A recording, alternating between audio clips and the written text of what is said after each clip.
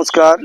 আমি এই মুহূর্তে এসেছি এক নদীর গা দিয়ে ভাগাড়ের কাছে। সেই ভাগাড়ের কিছু কিছু নদীর ধার দিয়ে আস্তে আস্তে আমার একটা ছোট্ট গল্প মনে পড়ে যায়। সেই গল্পটা আপনাদের সামনে শোনাতে চাইছি। বৈষ্ণব আর বৈষ্ণবী তাদের সুখেই দিন কাটছিল। এমন সময় তাদের সংসারের ওপরে কাল বৈশাখীর ঝড় নেমে এলো। কি ঝড়? না, এই নদীর ধার দিয়ে, এই যে নদীর ধার, এই ধার দিয়ে তোমার এক বৈষ্ণব প্রত্যেক দিনের জন্য গ্রামে ভিক্ষে করতে যায় এই নদীর ধার দিয়ে। আর এই নদীর ধারেই আমি সেই ভাগাড়েতেই রয়েছি।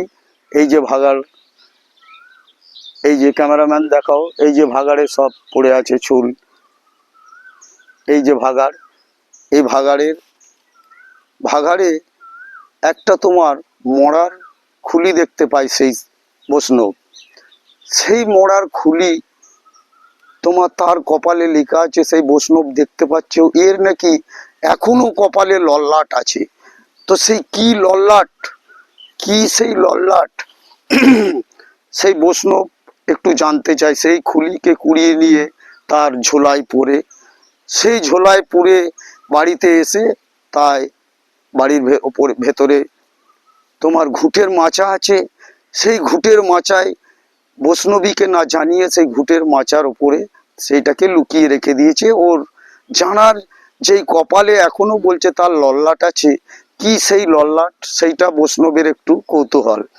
যাই বা হলো, ওই ভিক্ষেই যাবার আগে একবার করে তোমার ওই ঘুঁটের মাচা থেকে খুলিটাকে দেখে আবার ও ভিক্ষেই বেরোয়।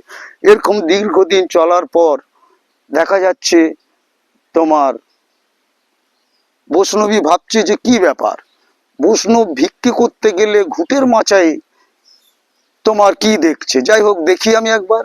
যাই হোক, বৈষ্ণব ভিক্ষে করতে চলে গেছে। সেই সময় বৈষ্ণবী সেই ঘুঁটের মাচার উপরে উঠে বসে আছে।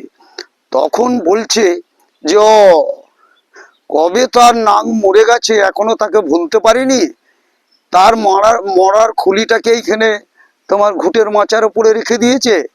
যাই হোক, সেই খুলিকে পেড়ে বৈষ্ণবী তোমার আগেকার দিনের ঢেকিতে গুঁড়ো করে ঢেড়ন্ত গুঁয়ে তাকে ফেলে দেওয়া এসেছে। যাই হোক, বৈষ্ণব তখন সঙ্গে সঙ্গেই তোমার এসে ঘুঁটের মাচায় দেখতে গেছে খুলিটা আছে কিনা।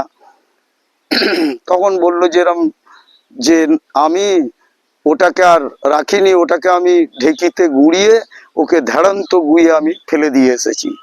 বলছি না না না না, বলছে কবে তোমার নাং মরে গেছে এখনো তুমি ভুলতে পারোনি, ওর খুলিটা তুমি ঘুঁটের মাচার উপরে রেখে দিয়েছো, ওকে আমি ঢেকিতে গুঁড়ো করে ঢেড়ন্ত গুঁয়ে আমি ফেলে দিয়েছি।